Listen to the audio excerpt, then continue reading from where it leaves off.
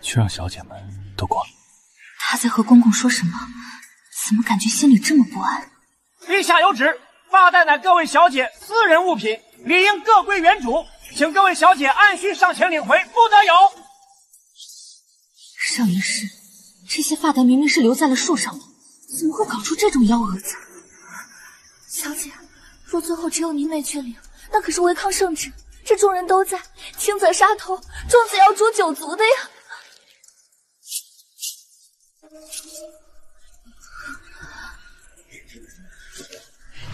温姑娘，我先退下了。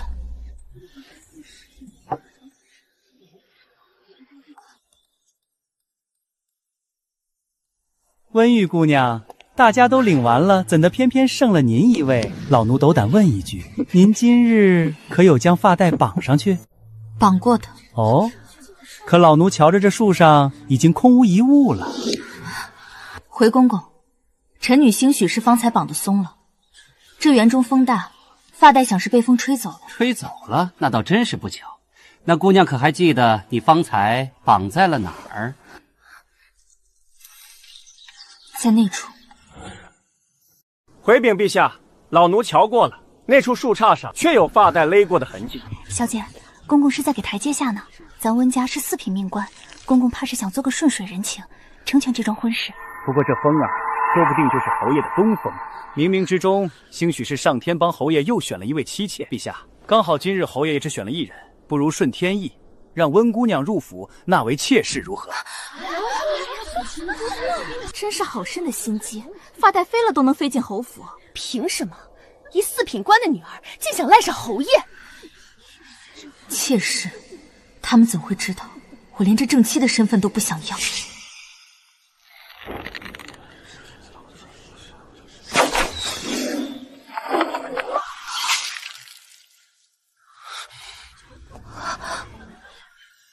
温家通敌卖国，正需确凿。小姐，陛下正等着您谢恩呢，这可是进定北侯府的大好机会。不，我绝不重蹈覆辙。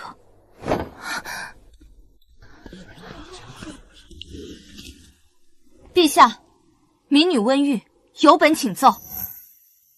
公公，天意大不过陛下旨意，既是为侯爷选亲，理当以陛下先前所说，按射中为主。这温家小姐莫不是脑子坏了？送上门的富贵真是个歹子，她以为定北侯府是想进就能进的吗？若因一阵风就纳了民女，这对在场的其他姐妹们实在不公平。我绝不能把命运再交到宋萧那种人手中。既然温姑娘如此通情达理，臣也没什么好说的，一切听皇上安排。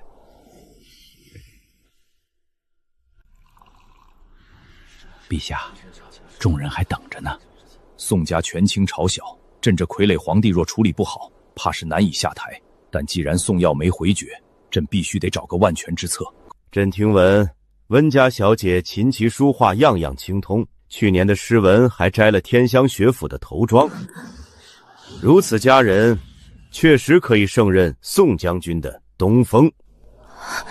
今日大喜之日，朕便应了天意，为你赐婚，可好？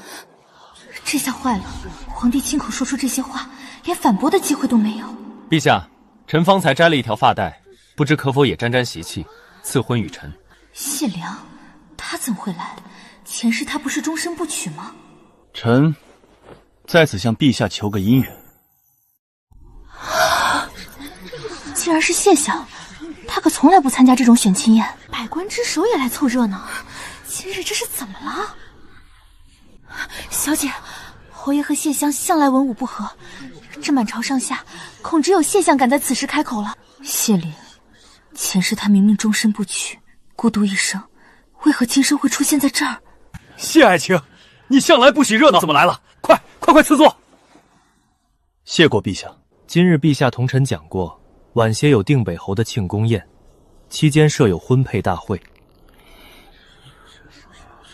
陛下曾许诺，若是臣有此意，必可一同参与。臣方才在园中拾得发带，本想当场寻主，奈何临时有要务处理，走开了一站。微臣斗胆一问，陛下刚才对温姑娘说的话，可还算数？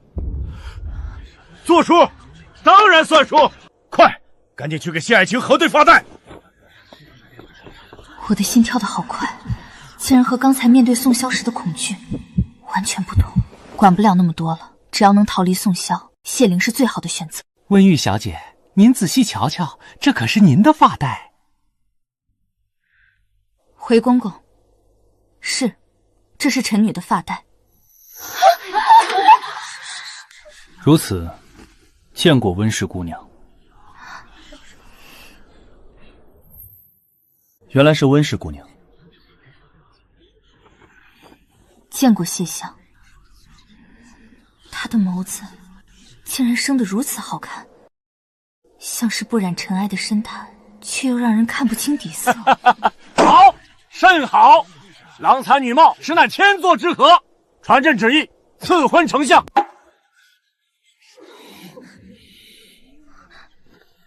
谢陛下恩典。小姐，您慢点，方才真是吓死奴婢了。那定北侯的眼神像是要把咱们吃了。能不嫁给宋萧，已是上天垂怜了。小姐，奴婢不明白，那定北侯手握30万西北军，多少人抢着要那名号，您为何？名号？你是说那个杀人的侯夫人虚名吗？你这种心机深沉的女子，只配待在这里。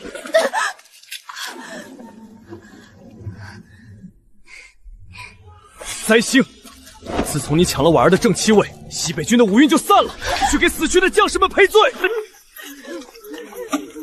温家通敌卖国，证据确凿，诛9族。那个曾经名满上京、一笑倾城的温玉，竟成了人人喊打的卖国贼。那天发带飘起，还真是造化弄人。小姐，您在说什么？什么发带？没什么。既然老天让我重来一回，这转折我守住了。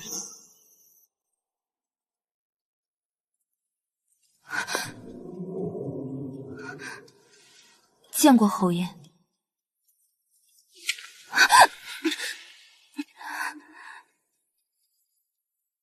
你何时与那谢家呆瓜混在一起了？侯爷，民女不懂您话里的意思。不懂？谢灵那种病秧子文臣，值得你费尽心机去盘点。谢江与侯爷都是国之栋梁，今日之事，一切皆有天定姻缘。民女身份低微，着实配不上侯爷。疼！配不上？温玉，你当本侯是那些好糊弄的蠢货吗？你从一开始就没有把发带绑上去。这树上的发带足有100来条，为了避嫌，大家选的布料大同小异，除了那几个特意打点的，外人根本分不清。他是怎么看出来的？这些行径与前世那个高傲冷漠、从未正眼瞧过我的宋萧完全不同。难不成他也重生了？你怎么没将发带挂在最显眼的地方？温玉，你不是最想当侯夫人吗？侯爷，莫要说这些无中生有的话。今日来此，乃是不想忤逆爹娘，而且现在的侯夫人是林家林婉，您与我毫无干系，请自重。自重？我若是不自重，你又能如何？去皇帝那儿参我一本。温玉，你看看这朝堂之上，谁敢参这本，谁又敢接这本？侯爷，林姑娘在找您，陛下要赠与您婚配奖赏。哼，去退婚，否则我不介意让温家早先被抄。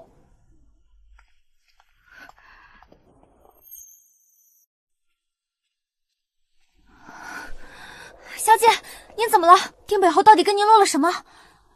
他拿到了温家通敌的证据。不可能，老爷向来心系百姓，是京城出了名的忠臣，怎会通敌？是啊，他心系苍生，可权力在宋耀手里。前世我连他最后一面都没见着，再见时，他已被迫失京城，成了叛国贼。小姐，您在说什么胡话呀？温姑娘，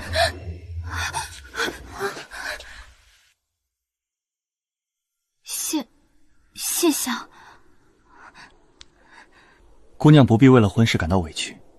民女，方才谢某只是斗胆猜测，姑娘不想嫁入侯府，这才出面替姑娘解围。至于这桩婚约，谢某自会找机会去和圣上阐明清楚，绝不强求，定会还姑娘自由。他可是一国之相，万民敬仰，为了不让我为难，竟愿意委身向我解释这么多。皇上虽是宋家的傀儡，但宋谢两家已经到了水火不容的地步。若谢灵此时去退婚，只会让皇上更难做，也会让宋萧觉得我依然在他掌控之中。谢相，不必麻烦了。其实能嫁与您，是民女三生有幸。方才民女失态，并非这桩婚事，而是因为家父。民女斗胆，家父温大人一生勤恳，却恐遭小人构陷。谢相为人天下尽知，民女恳请谢相，若温家有难，还请谢相能帮忙查明真相。温姑娘放心，若温家当真清白，谢某定当竭尽所能，绝不会让温家蒙受不白之冤。民女谢过谢相。温姑娘，请留步。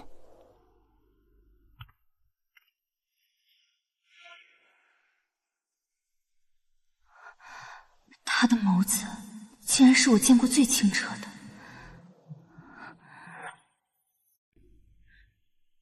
若谢相不嫌弃，这发带便请谢相先行代为保管，等大礼落成之日再请谢相为我亲手戴上。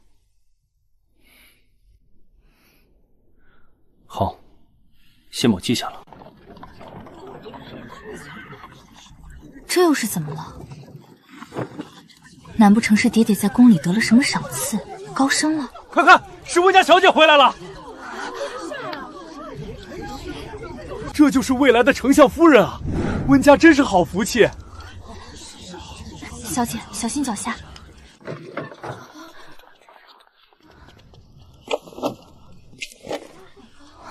我的天啊！小姐您看，还有那一整箱的纸器。见过温姑娘。这是丞相给您的订婚赠礼，请姑娘核对。这么多，丞相他人呢？丞相托卑职转告姑娘，他本想亲自送礼登门，但奈何宫中临时有急事处理，实在抽不开身。丞相说，绝非是他自视清高冷落姑娘，等手头事务摆脱，他定会亲自登门向姑娘赔罪，望姑娘莫要怪罪。赔罪？他那样身份的人，竟细心到了这种地步，让温家早些被抄。小姐，奴婢从未见过哪家下嫔这般细致。谢相可是日理万机，今儿还怕您多心，特意派人来解释。是啊，他那样的人物，何须向我解释这么多？前世我像是一叶孤舟，在西北的狂风暴雨里被打碎，可现在，那颗一直漂浮不定的心，突然有了依靠。那便请大人转告丞相，说既然陛下已经赐婚，夫妻之间何须言辞？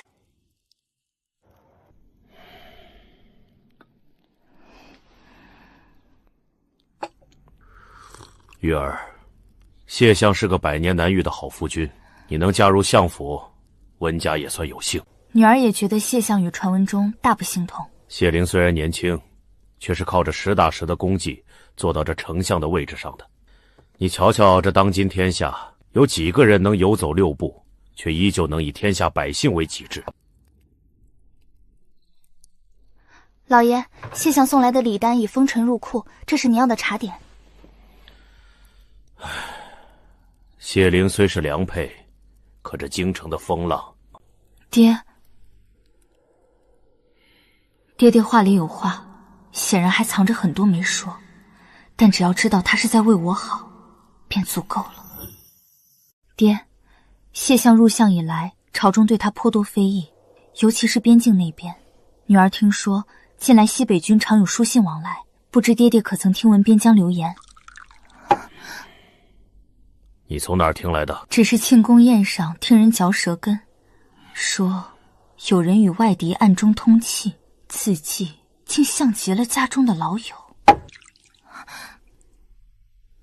玉儿，你听着，温家世代忠良，无论何时，外人如何构陷，你都要记住，爹爹行得正，坐得端，绝不会让你以生在温家为耻。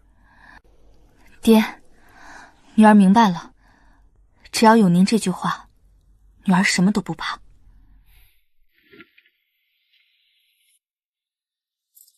小姐，如今圣上已经赐婚，您就是未来的丞相夫人了。谢相权倾朝廷，您为何还这般忧心忡忡？谢相的权势是他的，温家的命脉得掌握在我们自己手里。您的意思是？宋萧手中的那些证据，若是爹爹不肯低头，他迟早会发难。我不能只等着谢灵来救，更不能成为他的软肋。3日后，我会参加今年的学府楼考试。天香学府，那可是百里挑一，只有摘得头槌的人才能破例升为女官。小姐，您大可以求谢相提携，何必去受这份苦？借谢灵的职位之便，确实容易，但那不是我温玉。这一世，我要靠自己的本事帮他，帮温家。我要做的是并肩而行的同僚，而非拖他们后腿的后宅妇人。去准备文房四宝，这3日谁也不见。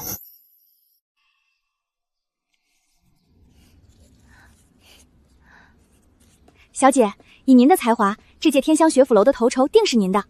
奴婢听说那林婉小姐连半篇治国策都写不全，整日只会绣花扑蝶，哪能跟您比？我苦读多年，不求虚名，只求能为大朝尽一份绵薄之力。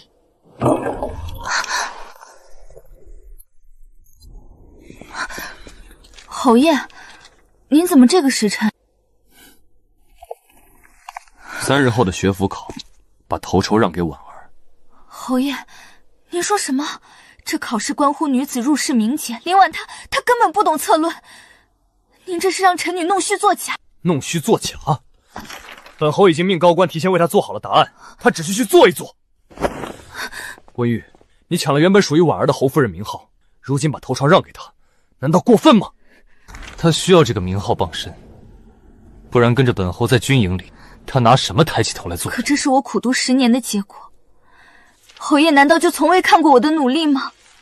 你往后还能继续考，这一次对你来说不过是锦上添花，可对婉儿来说，这是她的脸面。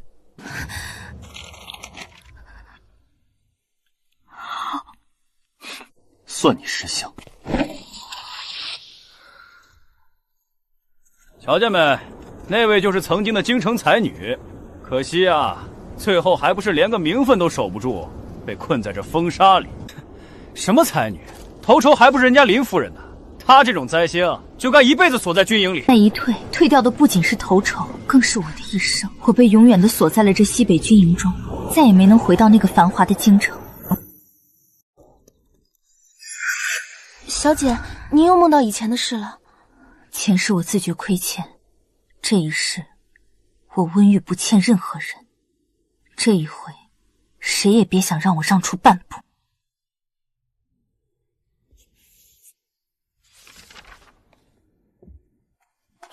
侯爷，您不能直接进去，我家小姐正在闭门备考。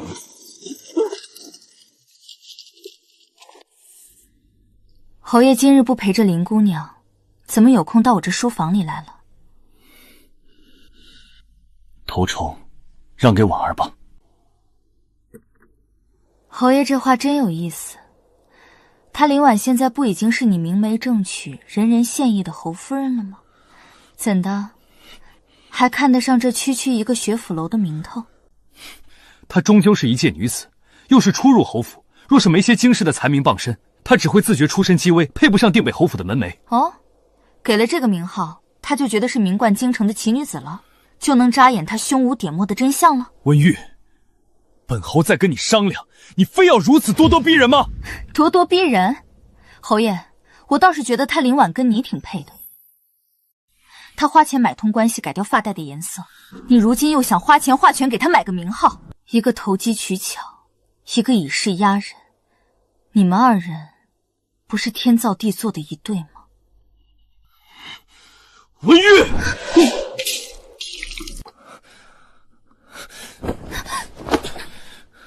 宋萧，你疯了，放手！温玉，你看着本侯，说到底你心里还是对我有气，你觉得本侯负了你，所以你才故意投向谢灵，故意在本侯面前摆出这副清高的样子。你根本就不理解本侯的苦心。苦心？你的苦心就是逼我让出苦读10年的头砖。谢家算什么？我不瞒你，等本侯剿灭外敌凯旋之日，便是我西北军清理掉谢满门之时。这天下终究是姓宋来说了算。你现在求我，只需你点头，我立刻去让圣上收回赐婚的成命。你也不必跟着那个病秧子丞相守一辈子空房，跟了本侯，等来日攻城，你便在那万人之上的六宫之中。如此尊荣，难道抵不过一个虚名？宋萧，在你眼里，世间万物皆可卖卖，皆为你向上爬的筹码。但你记住了，天香学府楼不是你的私产，那是给天下所有寒门平民女子一个为国效力的机会，是朝廷选贤举能的圣地，不是给你们这些权贵用来装点门面、互相炫耀的资本。我不想再多说什么。侯爷既然已经请了当朝尚书去提前代为书写策论，手段如此高明，难道还怕林婉夺不了头整吗？温玉，你非要这样想本侯吗？本侯之所以让你放弃，是怕你到头来没拿到那头签，会因此失落难过。不然，本侯何必亲自跑这一趟劝你？多谢侯爷这份操心，不过侯爷多虑了，失不失落是我的事，让不让是我的准则。小姐，侯爷他……请侯爷自便，以后这种毁人前程的商量不必再提。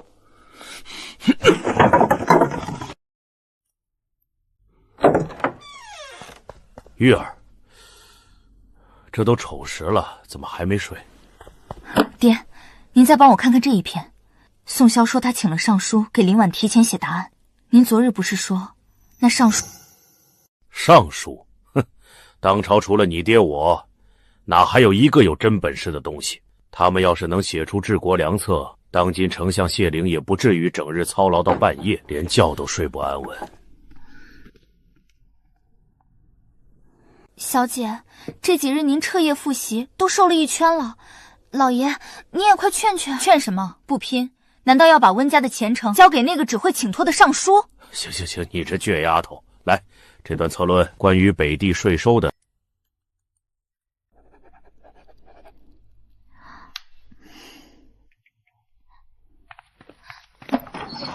温姑娘，谢言让卑职送来一些糕点。谢相知道我家小姐在苦读。相言说了，他知道温姑娘不恤寻思，所以关于考试的事，他一个字也不会提，更不会在考官面前多言。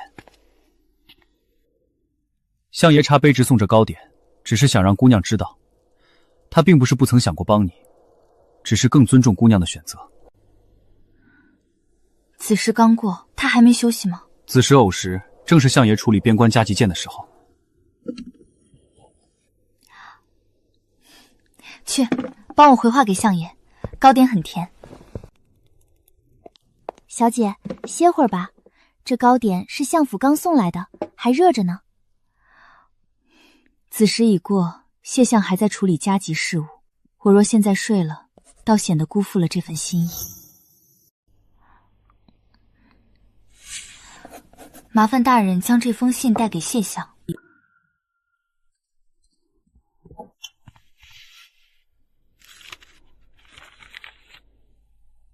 他还没睡，温姑娘正吃着您送去的糕点，说是精神头足着呢，非要请教这几个治国策的问题。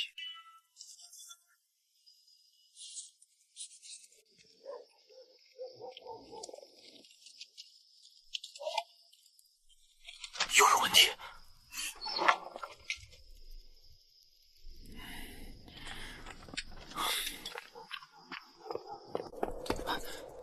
相爷，温姑娘又有疑问。白姑娘，拿来。这哪里是送信，分明是替相爷和温姑娘跑了一夜的红线。嫌累？不累，卑职这就等着下一趟。相爷的字当真是绝了，倒真像是高山流水的画卷一般。小姐，相爷末尾写了什么？他说我是他见过最奇特的女子，有着非比寻常的魅力。相爷这哪是解惑，分明是借着解惑的由头在夸小姐呢。小姐怎么不回信也夸夸相爷？他身上的优点实在太多，我竟不知该从哪一处夸起，回了倒显得词穷。谢天谢地，今夜这鸳鸯戏总算唱完了，我也能回去歇口气了。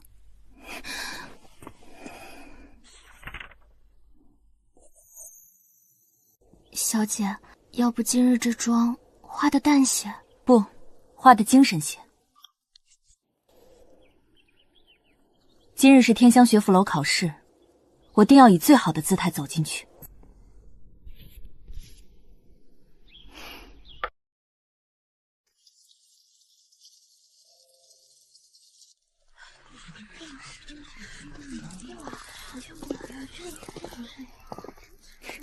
哟，这不是温妹妹吗？瞧，是未来的丞相夫人和定北侯夫人对上了。这天香学府考向来凭真本事，今天可有热闹看了。温妹妹，你怎么也过来了？我还以为你这几日忙着备婚，没心思操劳这考学的事呢。这天香学府开大门纳贤才，我为何不来？我若能入仕做官，便可庇佑百姓，岂能不来？志气倒是不小，只是我还以为侯爷前2日已经去温府和你打过招呼了。侯爷疼我，特意找了最有名望的老师日夜教导。今日这头筹，怕是妹妹要白跑一趟了。我看并非教导，是让你对着上书提前写好的答案死记硬背。温玉，你胡说什么？你竟敢污蔑侯爷！天哪，难不成侯爷真的提前弄到了答案？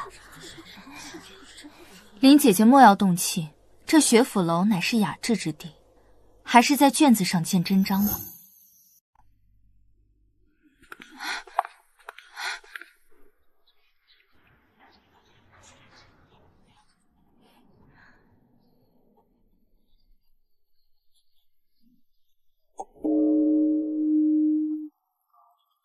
时辰已到，封卷。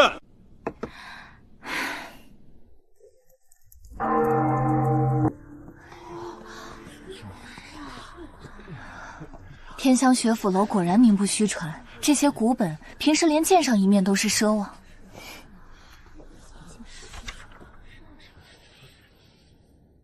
若非考试，咱们这种身份也进不来。是啊，真想在这待上一整天，哪怕只是翻翻书也好。书卷之中自有千秋，这一楼的文气才不枉我们苦读多年。所有应试考生听着，主考院批阅已毕，尔等即刻往前殿听候宣誓，半刻不得延误，迟者以弃考论处。怎么这么快？我还以为要等明日才出结果。看这架势，莫不是要当场定名次？这次竟这般急。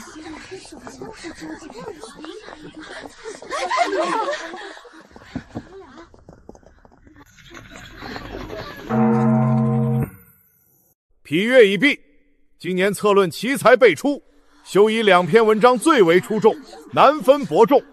但历来头魁只能有1位，依学府规矩，2位需入殿现场答试，由3位大儒亲自定夺。不是说上书亲笔吗？为何还要现场答试？侯爷，我也没想到温玉那个贱人竟然能跟我并列。现场答试考的是心智与名声，侯爷，这回可没机会让人提前写好草稿了。最后一道试题，边关苦寒，百姓流离，若要长待久安，当行何策？应加派援军，严防死守，在广设军粮库，以壮军威。温姑娘呢？边关之患不在兵，而在民心。当推行屯田之策，化兵为农，藏粮于民。唯有百姓粮仓领食，边疆方能固若金康。若只知动刀割，只会让北渡满目疮痍。他说的不是空谈兵法，而是治边之本。知兵者易，知民者难。温姑娘这一答，胜在见百姓，不只见功名。我也是忧心边关安危，所以才……忧心不难，难的是有治世之策。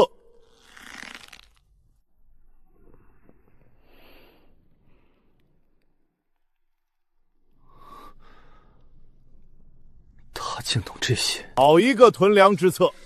天香学府鼓楼虽识时务，但终归要忠于天下百姓。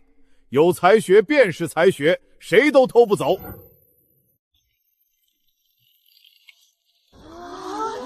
挂上去了，快看灯笼下的名牌！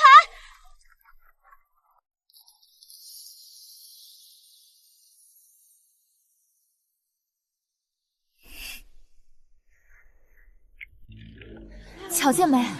那是鼎魁之位。京城温家这次是真要出一位女相了。去年听说还是定北侯夫人林婉拿的头筹，如今看来，这真金终究是不怕火炼的。小姐，这是大喜的事儿，您怎么还哭了？我只是太久没见过这个场面了。快，去差人给丞相府送个信，告诉谢相，我没让他失望。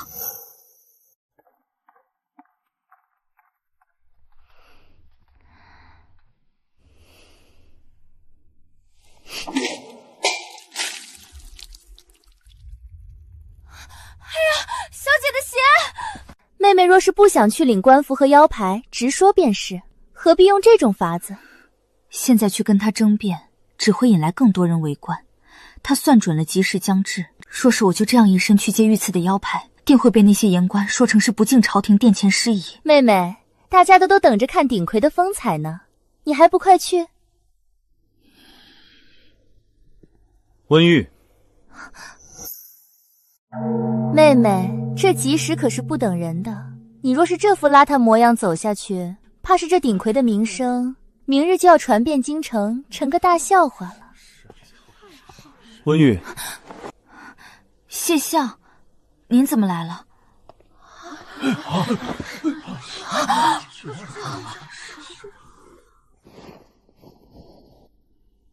别动，这只鞋尺寸应当正好。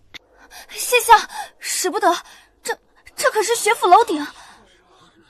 您是一国之相，万民敬仰，怎能大庭广众之下动女子之足？快起来！谢相，万万不可！您乃百官之首，此举实在是大违礼法，有损官声啊！就是啊，谢相，温妹妹虽然夺了魁，但这男女授受不亲，您这般自降身份传出去，让天下文人怎么看您？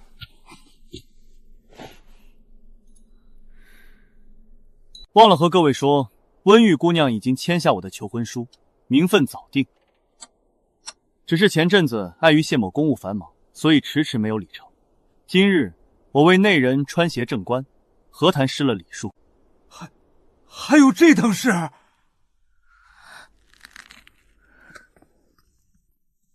去领你的腰牌吧，剩下的由我。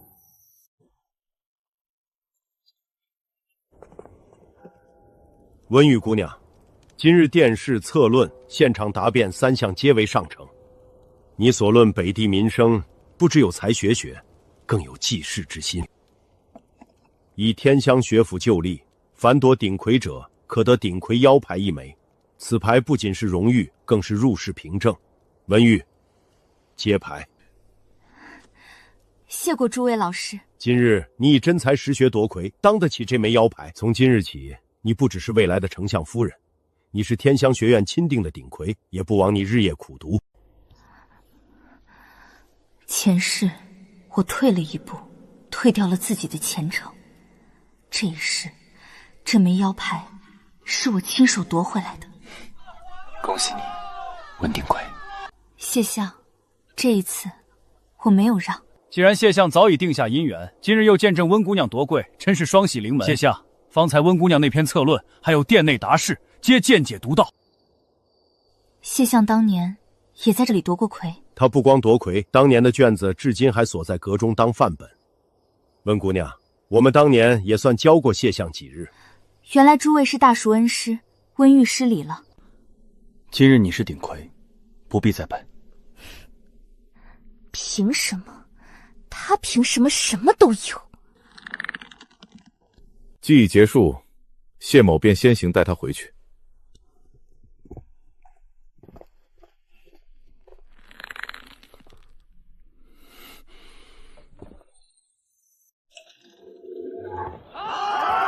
快看，是丞相和新科鼎魁。刚才上面传出话了，谢相早就求娶了温家小姐，刚才还亲自为她穿鞋呢。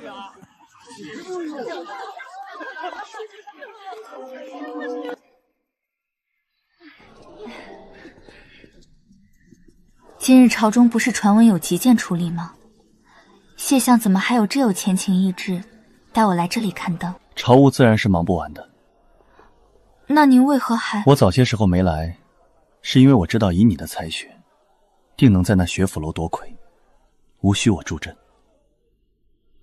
至于现在才出现，是想趁着这全城瞩目的机会，让那些不安分的人都知道，你温玉已有所属。谢相刚才在那楼顶，胆子倒真大。全京城的人怕是都要议论您这个自降身份的丞相了。议论便议论，若连你的一双鞋都护不住，这丞相当着乏善可陈。谢相，如今我已近日为了北地和边关的事务，过几日便要入仕。若您不嫌弃，我想帮你。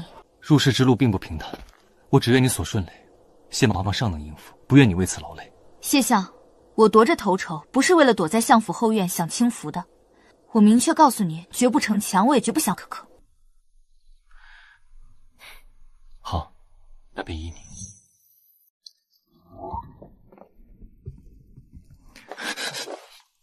这幅画还没画完，不堪入目。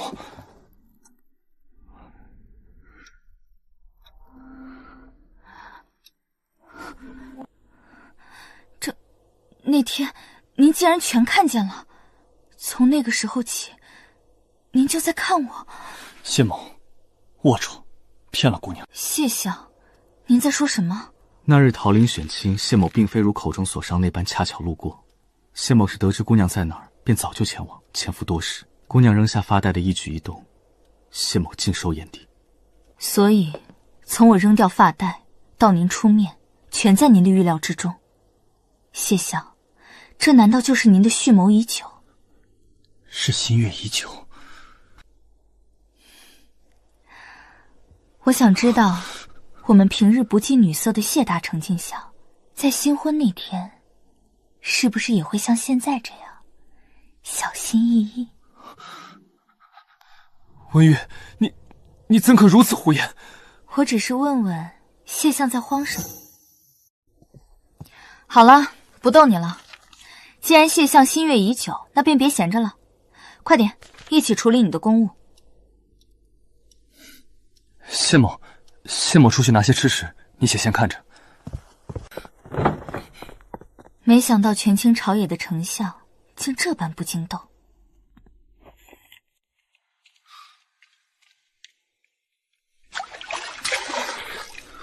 相爷，更深露重，您这是？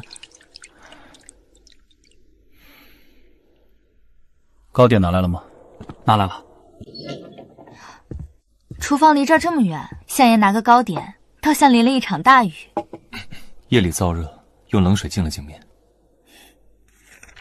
谢相，这北地商税调动，我在书里看的策论是轻徭薄赋，可各州县亏空竟能转嫁给边军，理论和实践差距很大。纸上谈兵终觉浅，这就是我不愿你劳累的原因。有些阴暗龌龊，书里是不写的。小姐，您歇歇吧，这段日子您处理的韩文越发多了，尤其是这北地递上来的折子没完没了。你不懂，我处理的越多，发现北地缺的就越多。户部拨下去的粮草明明够吃半年，可北地为什么还在报饥荒？温姑娘，相爷也正为此事忧心。北地路远，传消息总要慢上半月。慢半月，百姓就要多饿半月。去备车，我要亲自去一趟北地。这太危险了，相爷若是知道……就是因为危险，我才非去不可。这折子里的太平，我看够了。小姐，此去北地路途遥遥，到了那边，可要顾着自己的身子。我没事，我得亲眼去验证折子上的事。北地百姓等不起。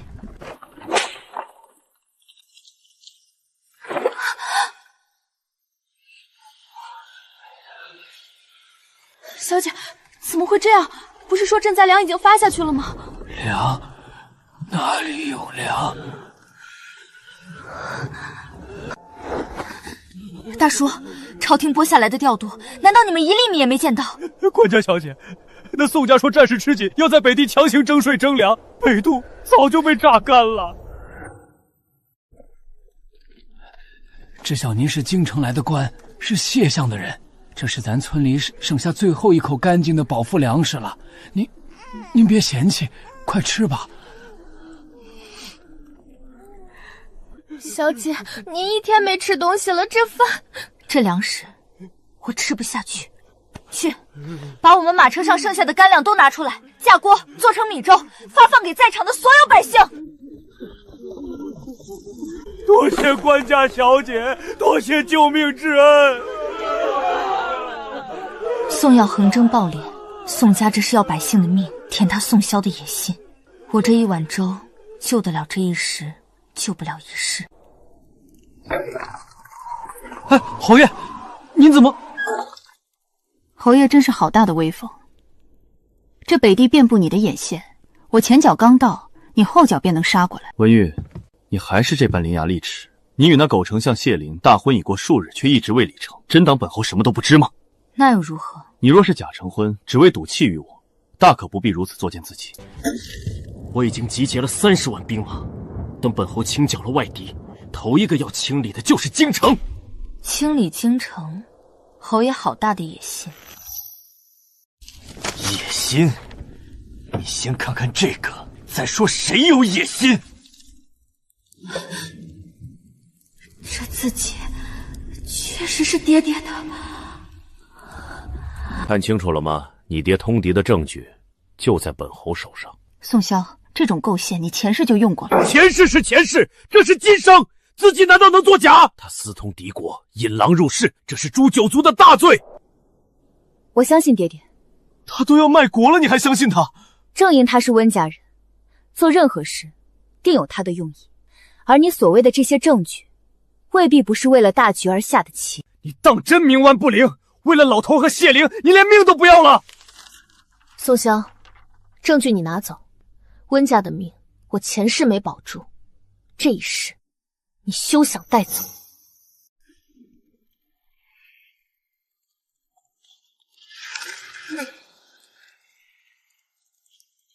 文玉，求你，求求你，别走！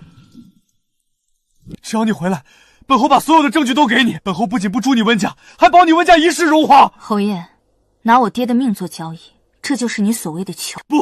不是交易，本侯只想让你在本侯身边，哪怕只是看着你也行。文玉，你跟谢灵根本没有理成，你心里还是有我的，对不对？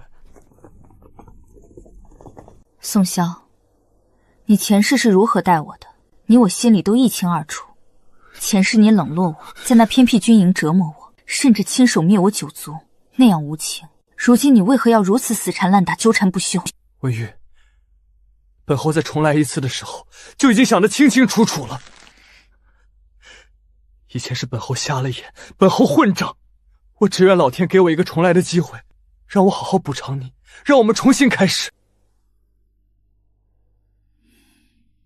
可是我也重来一次了。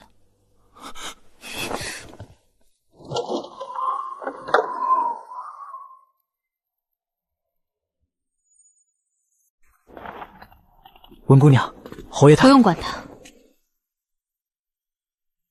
宋萧，前世的血债不是一句重来就能抹平的。这一世，你还是在这西北继续做你的春秋大梦吧。文玉，你当真如此绝情？你若敢踏出这扇门，本侯便在这北地，在这京城血洗温家，我要诛你九族，听见没有？我要诛你九族！姑娘，侯爷喊得这般凶，咱们真的不理会吗？随他去喊，他只会这一招。我现在可不是那个前世被锁在西北军营，只能任他拿捏的温玉了。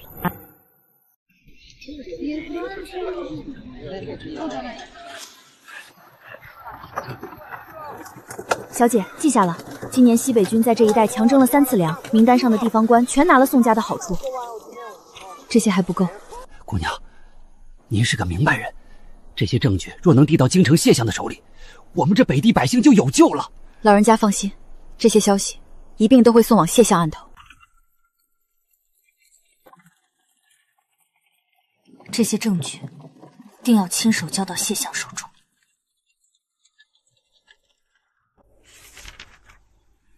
温姑娘，这些本该是相爷处理的，如今倒全压在您身上了。相爷近来忙于布局，我帮他守好这一方案头，也是分内之事。姑娘，相爷今日还是不见踪影，属下已经3天没见到他了。知道了，不必多问。他有他的谋划，等到了该让我知道的时候，他自会告诉我。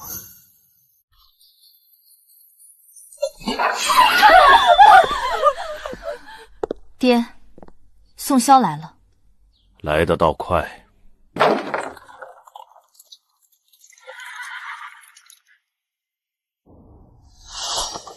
圣旨到，温氏一族私通外敌，罪不容诛。温玉，本侯说过会让你求着回来。来人，给我围了，哪怕是一只苍蝇也不准飞出去。温大人，圣旨在此，通敌叛国是死罪。你是自己束手就擒，还是本侯亲自动手血洗温府？温家世代忠良，不错，但温家忠的不是那座上的傀儡，而是天下百姓。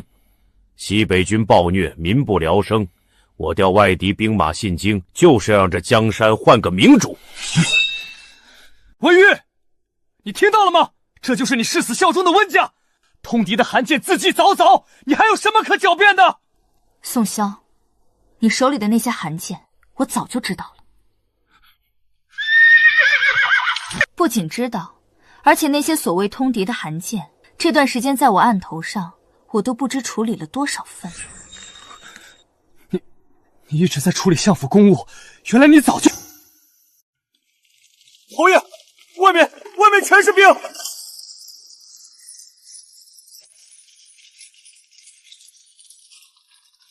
谢灵，你竟然真的勾结敌国！宋侯爷，这叫借兵清君侧。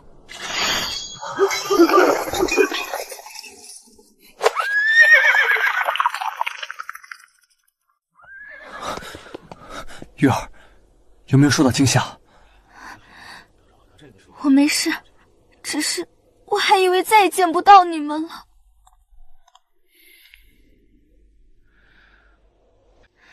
谢灵，当初我在北地两国交界处，曾感慨于民生之苦，那时遇到的你。姑娘觉得百姓更在乎的是谁当皇帝，还是谁能让他们吃饱饭？明君昏君，看的不是君臣，而是民。若君主暴虐如虎，百姓何必守着空城？后来我将这些想法和你说过，那个人……玉儿，那日与你谈论百姓人，正是敌国君主。什么？他敬佩你的见识，更不愿见北地流血，所以才愿意借兵于我，里应外合，让昏君下台。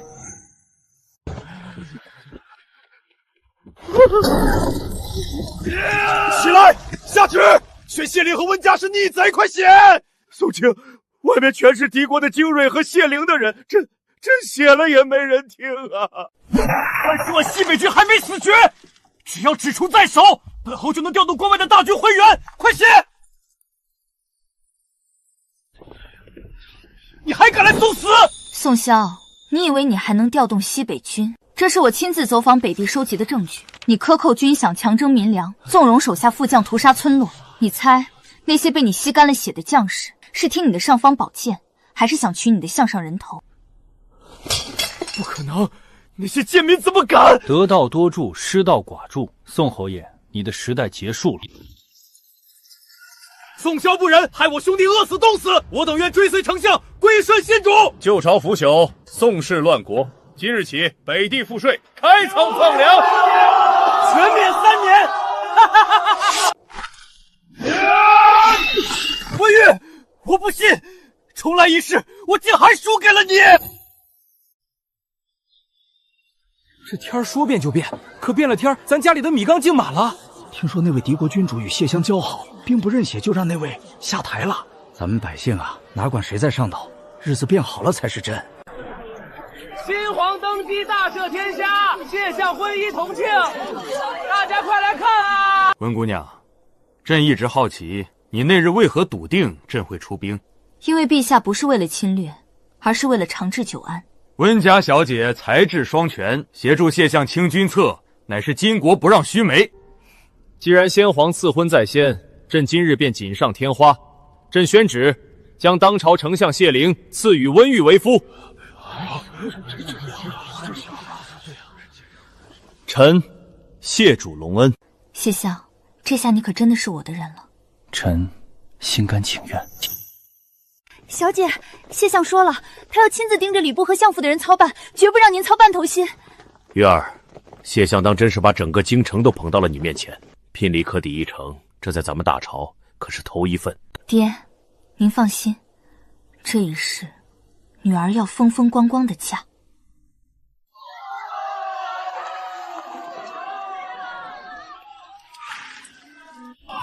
没有前世的惶恐，没有被迫的委屈，这一世的阳光，好像终于照进了我心里。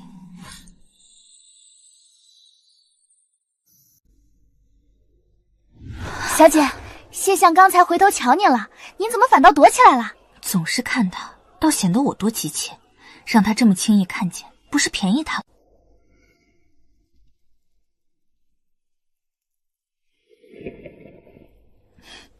谢相，这屋里的烛火倒是厉害，竟把您的脸映得这般红。温玉，我终于娶到你。我当谢大城官要发表什么宏图伟塑，憋了半天就这一句。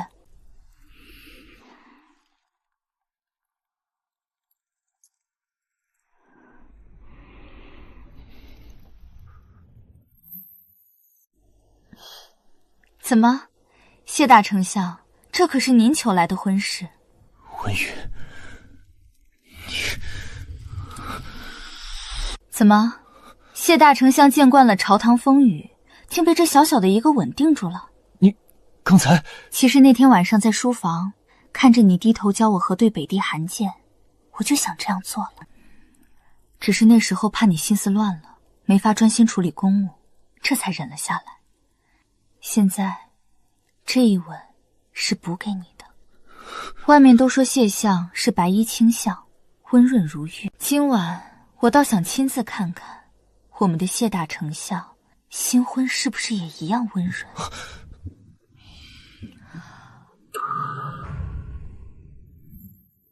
果然不是烛火的原因，谢相这脸红的，倒像是要烧起来了。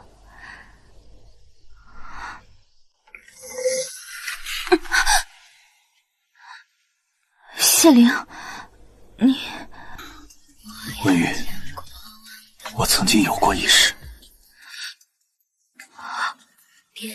在那一世里，你是定北侯夫人。你说什么？我本想着等我一统朝局，亲手从西北将你救出来，可谢某无能，那一世早逝，没能等到救你的那天。那是谢某前世临死前最深的一件憾事，没能救下你和温家，那是谢某前世临终唯一的遗憾。其实，谢某幼时随家父走访世家时就曾见过你，那时你还未及逼，在后院学文识字。你对先生说，你读书是为了造福天下百姓。谢某从未见过如此奇特的女子，那日便已倾心于你。所以你才会在这一世官拜丞相后立刻推行女官考试。谢某坐上这个位置后，第一件事就是游说大儒老师们，给天下女子一个证明自己的机会。因为我知道，你一定会出现。别说了，谢灵，该说谢谢的人是我。前世我在那西北军营受尽折磨，被宋萧毒死时，我本以为这世间已是一片黑暗。谢灵，你可知你的蓄谋已久，让我这一世过得何等开心？你给了我名分和考场，也给了我重活一次的底气。谢某，今生所幸。夫人莫恼，若是夫人觉得谢某昨夜不够温润，谢某今晚可以再……谢灵，你还说你那副谦谦君子的模样全是装的，还不是夫人总故意撩拨谢某？我哪有？分明是你自己控制不住。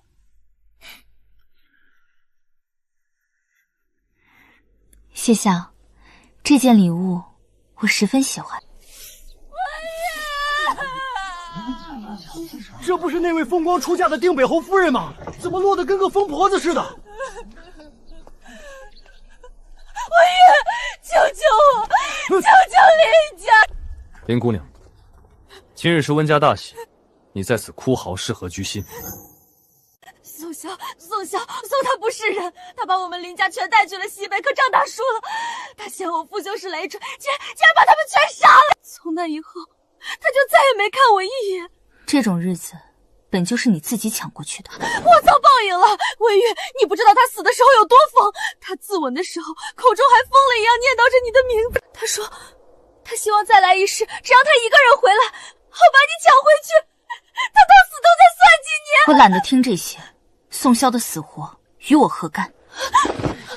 求求你收留我吧，给我个活计。林婉，我从来没要求过你做任何事。至于宋萧，我对他的气和恨，早在重生的那天就散了。宋萧走到今日，是他自己的执念与罪孽一步步逼出来的结果。他自刎，是他自己选的结局。你为了自保，想把他的死也算到我头上，别把这脏水泼在我身上。温玉，我不求别的，只求你给条活路，让我有个地方能活下去。温家西街巷有个成衣铺子，你过去做杂活吧。谢谢，谢谢。从今往后，别再出现在我面前。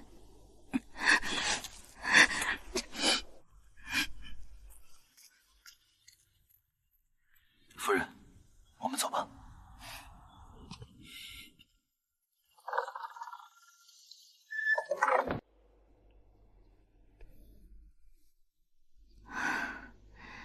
谢相，今日之后，那些旧事真的都过去了。有我在，谁也翻不了旧案。过去让它过去，往后的日子才是你们自己的。